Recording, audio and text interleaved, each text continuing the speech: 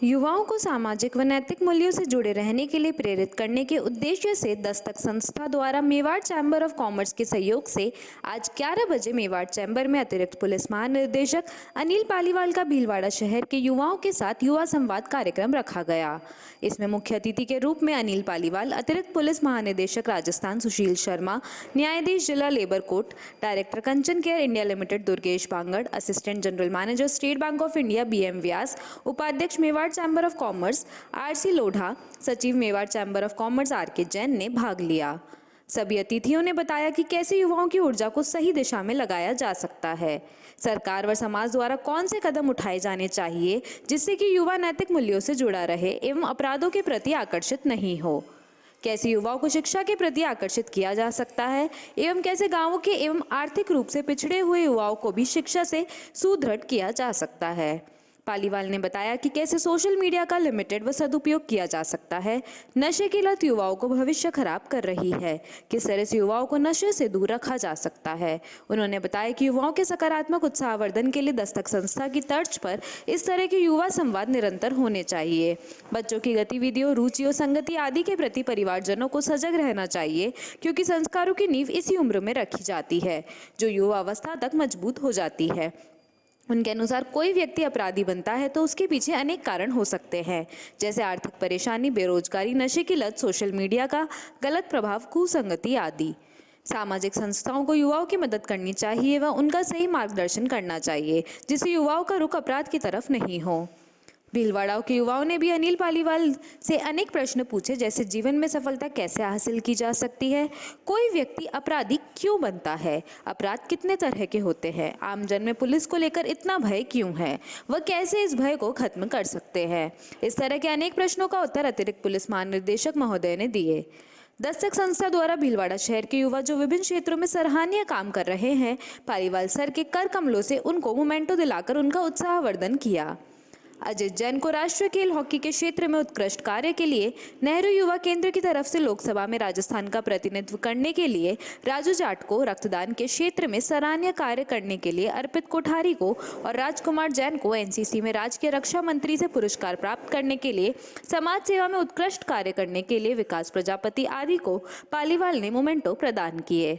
इस मौके पर दस्तक की टीम के कुणाल ओझा, पंकज जैन, नरेश बिश्नोई, धर्मवीर सिंह कानावत, शरद शुक्ला, नरेंद्र गुर्जर, उदयलाल बुराना, दीपक पुरोहित, रोशन सालवी, रवि ओझा, रतन सेन, लोकेश बसीरा, मनीष सुखवाल, सत्यवीर सिंह, अंकित शर्मा, नवरतन जैन, बद्रीलाल दादी, आशीष शर्मा, पंकज प्रजापत, रामदेव श्रोत्य, लोकेश खोईवाल, अर्पित कोठारी, सुरेश मुकेश आदि मौजूद रहे। संस्था के सदस्यों ने सभी पधारे हुए अतिथियों एवं युवाओं को धन्यवाद ज्ञापित किया। दस्तक संस्था ने भीलवाड़ा के नौजवानों के सृजनात्मक और रचनात्मक पक्ष को पुष्ट करने के लिए एक युवा संवाद का आयोजन किया गया, जिसमें आज कार्यक्रम के मुख्य अतिथि बने अतिरिक्त महानिदेशक पुलिस अनिल पालीवाल जी, जो आप राजस्थान से पधारे और सीनियर पुलिस अधिकारी हैं। उन्होंने युवाओं को संवाद के माध्यम से बताया कि हिंदुस्तान के अंदर यदि आपको उद्देश्य को सफल पाना है, आगे जाना है, तो कड़ी मेहनत करनी होगी और उच्च पदों पे आसीन होगा। और सबसे बड़ी बात यह है कि हमारे मन के अंदर इस समाज के लिए, इस राष्ट्र के लिए एक भावना होनी चाहिए, सकारात्मक सोच होनी चाहिए। और आज गहन जो विषय है, अपराधी इस देश के आदर्श हो सकते हैं क्या, तो हम कड़े शब्दों में कहना चाहते हैं कि अपराधी किसी जाति के नहीं होते, अपराधी किसी समाज के नहीं होते और अपराधी कभी देश के नहीं हो सकते। हमारे सच्चे आदर्श तो ये श्री राम, भगवान राम के देश में अच्छे अधिकारी और अच्छे इंसान ही हम नौजवानों के आदर्श हो सकते हैं। और इसी सब विषय को, इसी संदेश को आगे ले जाने के लिए दस्तक संस्था ने भीलवाड़ा के नौजवानों का आज युवा संवाद का कार्यक्रम रखा। मुख्यमंत्री चिरंजीवी योजना अब मरीजों के लिए वरदान साबित होने लगी है। चिरंजीवी योजना के माध्यम से मरीजों को निःशुल्क चिकित्सा सेवा मिलने लगी है और पैसों के अभाव अब मरीजों को चिकित्सा सुविधा से वंचित नहीं रहना पड़ रहा है। चिरंजीवी योजना से देवी ENT हॉस्पिटल में हुआ निःशुल्क होंठ के कैंसर का ऑपरेशन सफल। भीलवाड़ा जिले के शाहपुरा निवासी राजू कहार पुत्र नाना कहार ने होंठ पर गांठ की आशंका होने पर भीलवाड़ा के देवी ENT हॉस्पिटल के वरिष्ठ सर्जन डॉक्टर राजेश जैन को दिखाया, जिसकी जांच करवाने पर पाया कि उसे होंठ का कैंसर था। डॉक्टर राजेश जैन ने उसे चिरंजीवी योजना के अंतर्गत भर्ती कर मरीज राजू कहार का एक सफल निःशुल्क कैंसर का ऑपरेशन किया। ऑपरेशन के बाद मरीज स्वस्थ है। ऐसे ऑपरेशन भीलवाड़ा में कम ही होते हैं। अब इस तरह के कैंसर के ऑपरेशन की सुविधा देव ENT हॉस्पिटल में उपलब्ध है। राजस्थान सरकार के यशस्वी मुख्यमंत्री श्री अशोक गहलोत जी की एक महत्वाकांक्षी योजना चिरंजीवी योजना, जिसमें अधिकतर गरीब लोगों को इलाज निःशुल्क मुहैया होने लगा है। इस योजना में बहुत सारे लोगों को बिना पैसे खर्च किए इलाज संभव हो जाता है। इसी तरह का वाकया एक मेरे यहाँ भी हुआ, जहाँ एक राजू कहार नामक व्यक्ति मेरे पास आया। उसके होंठ के कैंसर की संभावना थी, जिसकी जांचें कराने पर कैंसर कंफर्म हुआ। उस मरीज को मैंने ऑपरेशन कराने की सलाह दी, तो उसने पैसे नहीं होने के कारण आगे का इलाज कराने में असमर्थता दिखाई।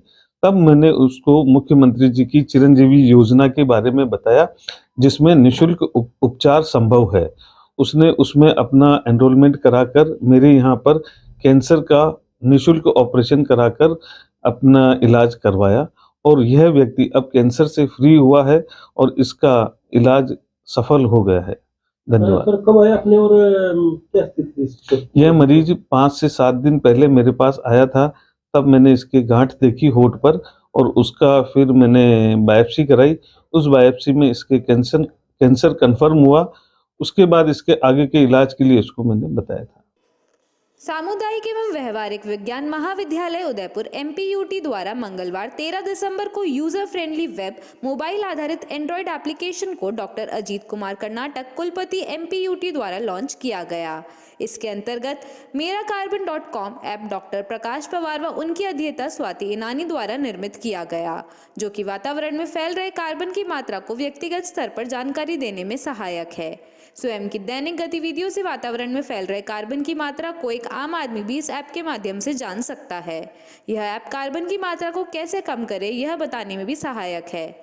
ऐप का मुख्य लक्ष्य माननीय प्रधानमंत्री द्वारा प्रस्तावित नेट कार्बन जीरो का लक्ष्य 2050 तक प्राप्त करना है। उसमें भी इस ऐप का महत्वपूर्ण योगदान है। इस कार्यक्रम के तहत मुख्य अतिथि डॉक्टर अजीत कुमार कर्नाटक, कुलपति महोदय एमपीयूटी उदयपुर डॉक्टर मीनू श्रीवास्तव, महाविद्यालय अधिष्ठाता डॉक्टर ASK शर्मा, अनुसंधान निर्देशक डॉक्टर PL बाहेती, DRI व वरिष्ठ अधिकारी परिषद के सदस्य तथा विद्यार्थी मौजूद थे।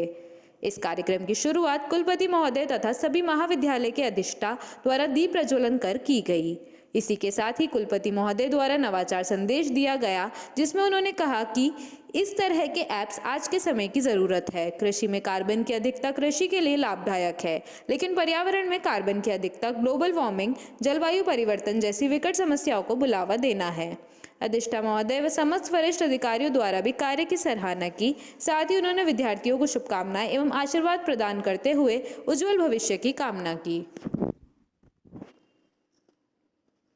जिला करौली में जिला कलेक्टर महोदय द्वारा अधीक्षण अभियंता जनस्वास्थ्य अभिविभाग व्रत करौली के घर की पेयजल आपूर्ति पूर्ण रूप से बंद करने के क्रम में राजस्थान सरकार को ज्ञापन दिया गया, जिसमें बताया गया कि करौली जिले के हिंडौन शहर में गंदे पानी की समस्या के निराकरण हेतु टीम PHED द्वारा रात और दिन कार्य करने के बावजूद भी करौली जिला कलेक्टर महोदय द्वारा अधीक्षण अरुण गुप्ता को दोषी ठहराते हुए SDM को निर्देशित कर गुप्ता के घर से उनके स्वयं के द्वारा स्थापित सिंगल फेस मोटर को बोर्ड से निकालवाकर स्वयं के द्वारा की गई पेयजल व्यवस्था को पूर्ण रूप से बंद करवा दिया गया तथा क्षेत्र के आसपास के लोगों को SDM से पाबंद कराया गया कि कोई प्राइवेट टैंकर आता है तो प्रशासन को सूचित करे।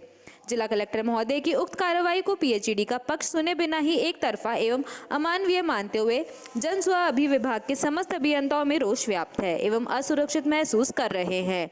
जिला कलेक्टर की उक्त अमानवीय कार्यवाही कृत्य का विरोध करते हुए मांग करते हैं कि अधीक्षण अभियंता के घर पर उनके स्वयं के द्वारा की गई व्यवस्था को प्रशासन पुनः अपने स्तर पर स्थापित करावे एवं पॉल्यूशन के वास्तविक कारणों की जाँच कराई जाए। अभियंताओं की मांगे नहीं माने जाने तक अभियंताओं द्वारा कोई मीटिंग VC अटेंड नहीं की जाएगी एवं काली पट्टी बांधकर विरोध जारी रखेंगे।